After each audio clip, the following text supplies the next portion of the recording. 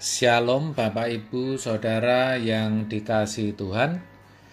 Seri pengajaran hari ini berjudul Kebaikan Tuhan yang tersembunyi. Tersembunyi artinya tidak tampak atau tidak kelihatan.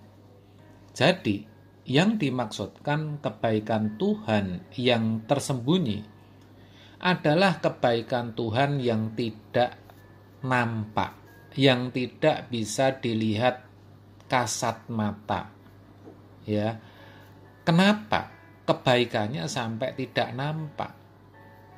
Karena kebaikan itu dalam bentuk pencobaan dan masalah.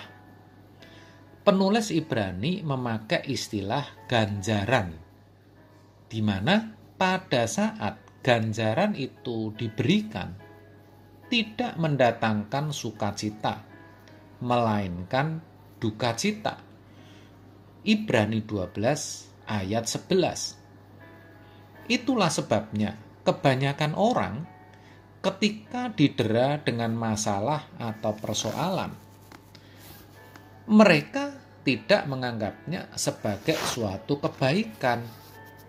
Mereka umumnya tidak suka karena pasti orang yang terkena masalah keadaannya tidak nyaman dan bahkan mungkin merupakan suatu penderitaan. Padahal dalam kesemuanya itu sesungguhnya ada campur tangan Tuhan untuk mendatangkan kebaikan. Seperti dituliskan dalam Roma 8 ayat 28. Kita tahu sekarang bahwa Allah turut bekerja dalam segala sesuatu untuk mendatangkan kebaikan bagi mereka yang mengasihi Dia, yaitu bagi mereka yang terpanggil sesuai dengan rencana Allah. Dari ayat ini kita tahu bahwa di balik setiap kejadian, termasuk di dalamnya adalah ganjaran, pencobaan, atau masalah. Sebenarnya di sana Allah sedang mendatangkan kebaikan. Kebaikan yang dimaksudkan adalah diubahnya seseorang untuk menjadi semakin serupa dengan Yesus atau sempurna seperti Bapa. Seseorang sedang diarahkan agar bisa berjalan dalam rancangan Allah. Itu kebaikan. Harus jujur diakui bahwa ganjaran atau masalah memang lebih efektif dalam mengubah seseorang. Melaluinya, orang akan lebih mudah terlepas dari ikatan-ikatan duniawi. Orang akan lebih mudah menanggalkan karakter dosanya. Terkait akan hal itu, Rasul Petrus menuliskan dalam 1 Petrus 4 ayat 1 bagian B. Demikian. Karena barang siapa telah menderita penderitaan badani, ia telah berhenti berbuat dosa. Ayat ini sangat jelas, saudara, menunjukkan bahwa seseorang yang mengalami penderitaan, ia kecil kemungkinannya untuk berbuat dosa. Bayangkan saja seseorang yang sakit dan terbaring di rumah sakit. Kira-kira punya keinginan apa? Saya percaya ia pasti tidak mengingini apapun, kecuali bisa sembuh dari sakitnya. Kan seperti itu. Maksud saya bukan keinginan-keinginan yang mendatangkan dosa. Jelas bukan? Makanya tidaklah heran kalau kita temukan seseorang berubah total hidupnya justru karena sakitnya yang tidak ada obatnya. Orang seperti ini biasanya tidak lagi tertarik dengan hal-hal dunia lagi, bahkan cenderung menjadi saleh. Jadi justru penyakit itulah yang dijadikan sarana oleh Tuhan untuk mendatangkan kebaikan.